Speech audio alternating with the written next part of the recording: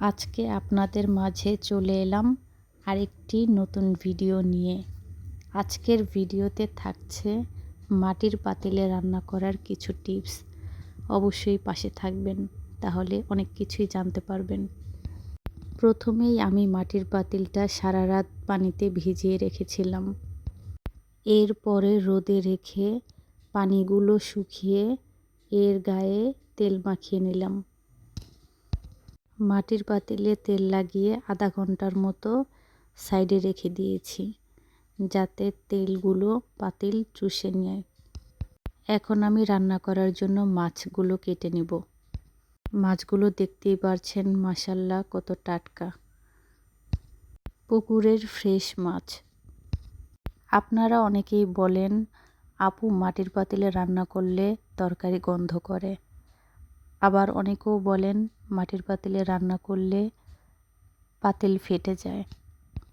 আমি যেই টিপসটা আপনাদের বলে দিয়েছি, এটা ফলো করলে ইনশাল্লাহ মাটির পাতিলে রান্না করতে আর কোনো সমস্যা হবে না। আপনারা ট্রাই করে দেখবেন। আমি নিজেও এই প্রসেসেই মাটির পাতিলে রান্না করি। মাটির পাতিলে রান্না করলে রান্নার টেস্ট অটুট থাকে। আমরা যেহেতু ইয়াং জেনারেশনের ছেলে মেয়ে, মাটির পাতিলে রান্না আমরা করে থাকি না, তাই আজকে মাটির পাতিলে রান্না করার ফিলিংসটা আমার কাছে অনেক ভালো লেগেছে। এই মাছগুলো কাটা হয়ে গেলে আমি রান্না করতে চলে যাব। আপনারা সবাই আমার গ্রামীণ রান্নাগুলো খুব পছন্দ করেন, এর জন্য আপনাদের কাছে আমি অনেক কৃতজ্ঞ। প্লিজ আমার ভিডিওগুলো ভালো লেগে থাকলে লাইক, কমেন্ট এবং সাবস্ক্রাইব করে পাশে থাকবেন। প্রথমেই আমি মাটির পাতিলটা বসিয়ে দিয়েছি চুলোয়। এরপরে কড়াইটা গরম হয়ে গেলে দিয়ে দেব তেল।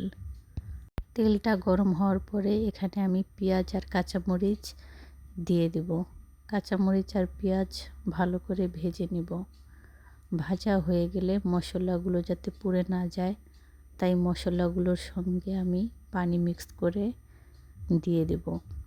মশলাগুলো ভালো করে কষিয়ে এর মধ্যে একে একে দিয়ে দেব মাছগুলো।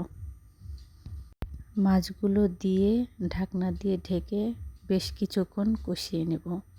যেহেতু এখানে আমি কাঁচা মাছ রান্না করছি, তাই মাছটা ভালোভাবে কষাতে হবে। আমি আজকে খুবই সাধারণ রান্না করছি। এই সাধারণ রান্নার মধ্যে অসাধারণ স্বাদ খুঁজে পাই আমি। কষানো মাছগুলোর মধ্যে আমি দিয়ে দেব শীতের টাটকা ফ্রেশ টমেটো। খুবই সহজ একটা রান্না করে নিলাম আজকে আমি, কোনো বাটাবাটির ঝামেলা ছাড়াই, টাটকা ফ্রেশ মাছ এবং টাটকা ফ্রেশ টমেটো দিয়ে। তরকারিটা যখন হয়ে আসবে তখন আমি ধনিয়া পাতা দিয়ে দিব। ধনিয়া পাতার ঘ্রাণে বাড়িটা আমার ভরে গেছে।